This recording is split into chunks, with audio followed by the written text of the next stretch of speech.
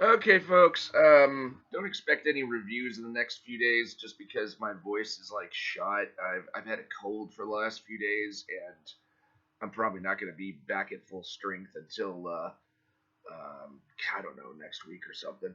Um, but I just wanted to let you know that Rippaverse has completely freaking pwned me.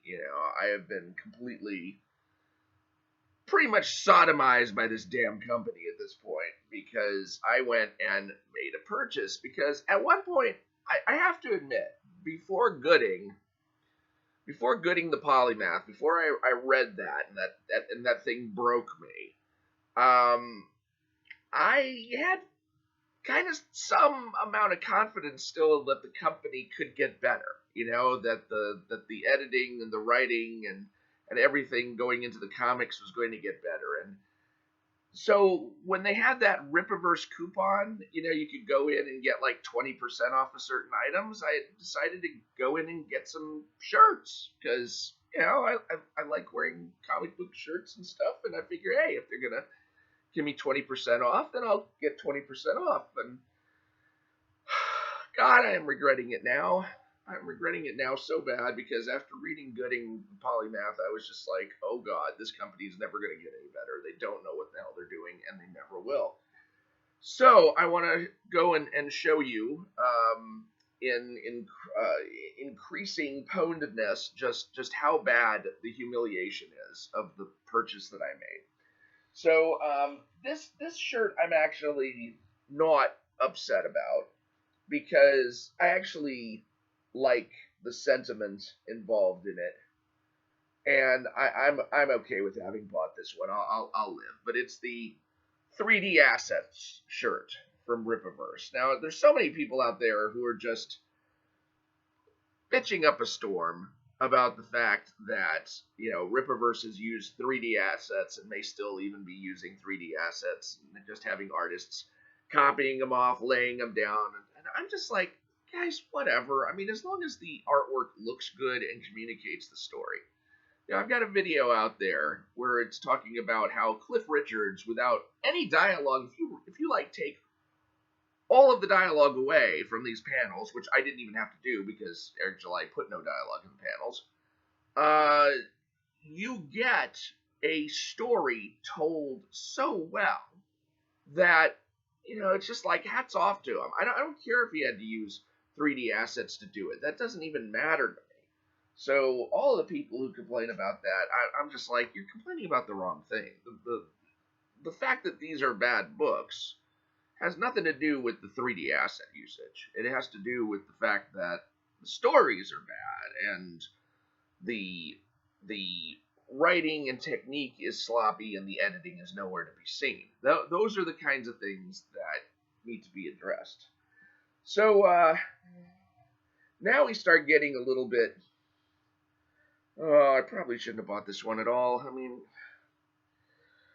I admit it. I bought the "What's Your Favorite Part" shirt, and it wouldn't be so bad if this wasn't like a statement of defiance from the Rippaverse to all the people who are saying, what's your favorite part? I mean, at the end of the day, I'm at the point where what's my favorite part is knowing that I'm probably going to give up on this company at some point in the future and just quit with their crap. I'm already not planning to get the Bloodruth book unless I'm bribed to do it. So, yeah, that's just having that shirt that's supposed to be like a poke in the eye. It's almost like the poke is going in my own eye. Oh God, I don't want to think about what's poking my eye. Okay, this one's really bad.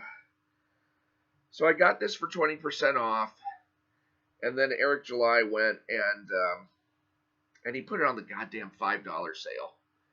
So I overpaid by whatever the difference is between 20% off and this, because $5, because it's a $5 shirt now. And I just figured, well, what the hell, I'm gonna snap up all the shirts I can, and maybe I'll never buy any of these ever again. I'm most likely will definitely never buy any Rippaverse shirts and materials ever again. But yeah, to see this is one of those times I understand the people who are all flipping out saying, "Oh my God, I paid full price for that." It's like, no, I paid sale price for this, and then I got screwed because this wound up being on sale for $5. So thanks a freaking lot. I wouldn't have minded if all the shirts that I got were like on sale and then later, well, and then there was a separation, a clear separation, no mingling between the shirts that were on sale with the coupon and on sale for $5. But when you just go to a sale and you're thinking I'm getting a good price on this shirt, and then you realize you could have got it for $5, it's like, well, crap. But the absolute worst. You probably know which one it is, right? You already know which one it is.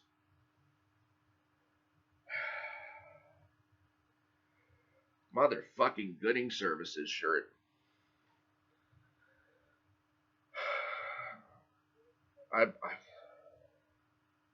I mean, at least it's a picture of Gooding that's not, like anything in the Gooding the Polymath book.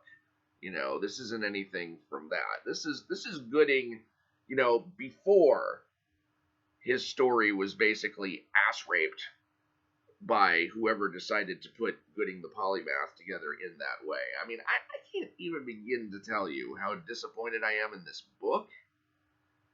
And now I've got a shirt that kind of represents, well, to me, it doesn't represent the book. It represents all the potential the book could have had and was squandered. And if you've watched my last video, you understand that I think that Mike Baron is not entirely to blame for that.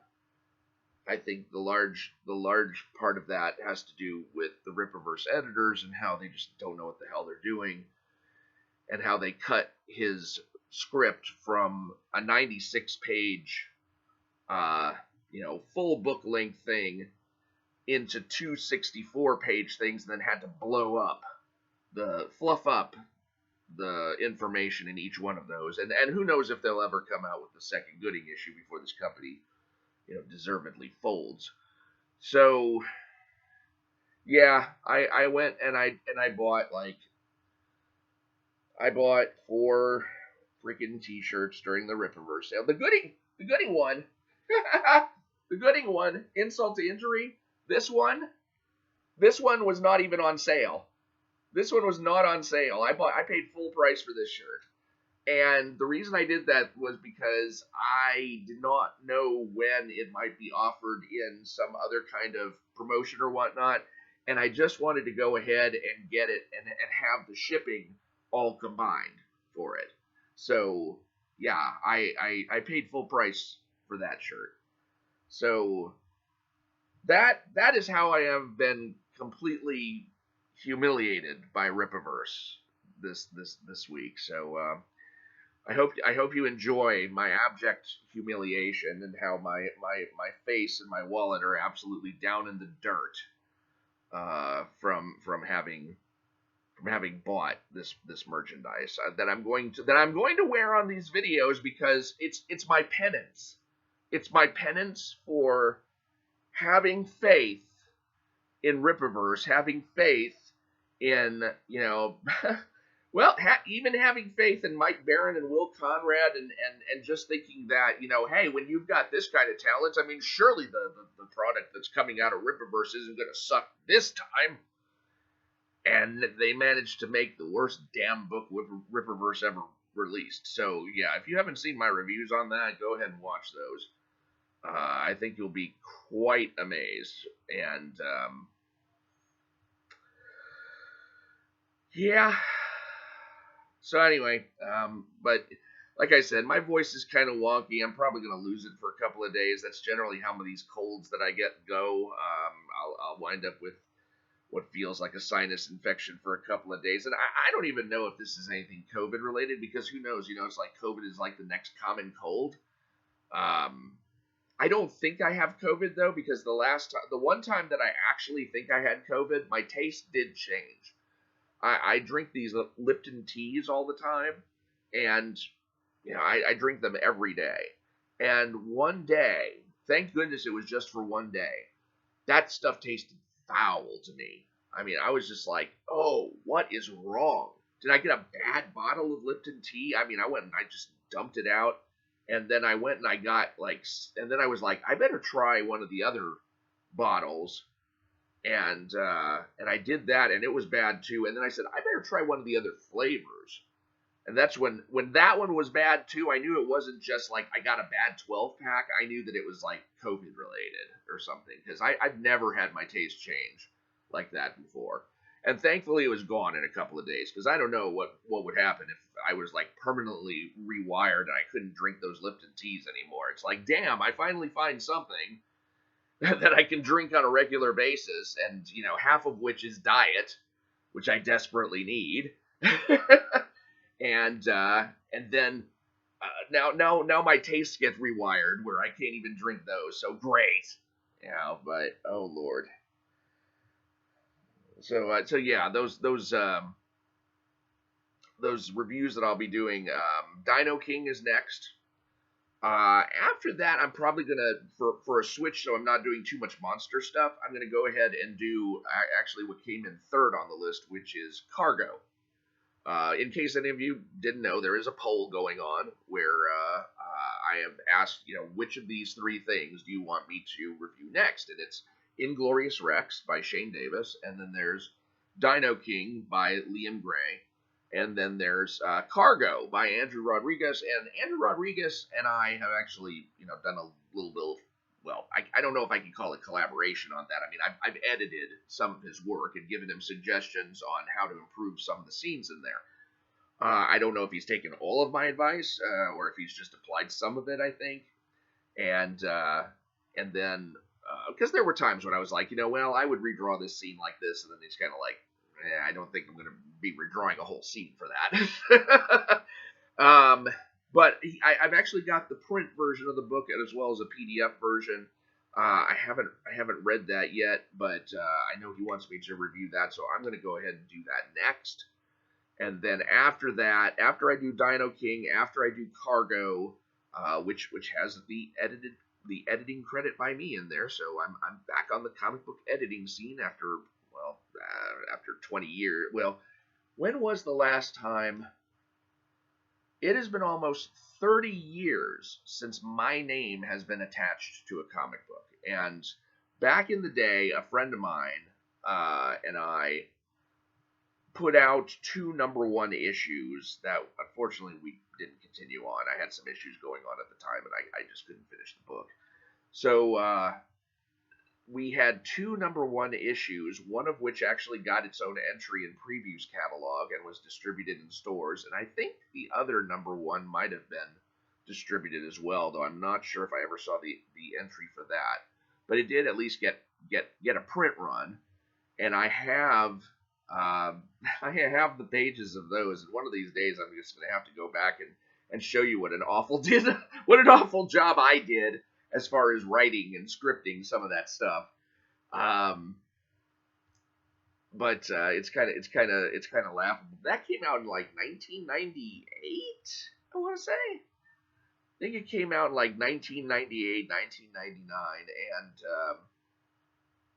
and so it's been about 25 years since my name has appeared in the credits of a comic book, and so now all of a sudden I'm back on the scene. So thank you to Andrew Rodriguez for generously giving me an editor citation there, and that is after Dino King. Cargo by Andrew Rodriguez is what I'll be reviewing next. Issues 1 and 2, which are being sold in a single issue form. At the time, I'll go ahead and put out the links to that book. And then after that, I will look at Shane Davis Inglorious Rex. And what I might do, since my voice is probably going to be like not good for the next week, is I'm probably going to just go ahead and start creating the presentations and getting ready.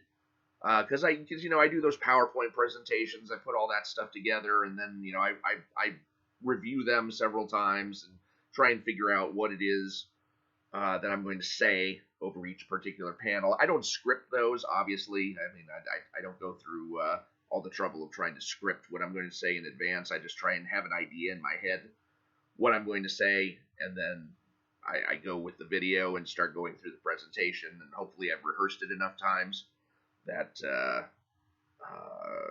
that I know what I'm talking about by the time I get to those particular scenes.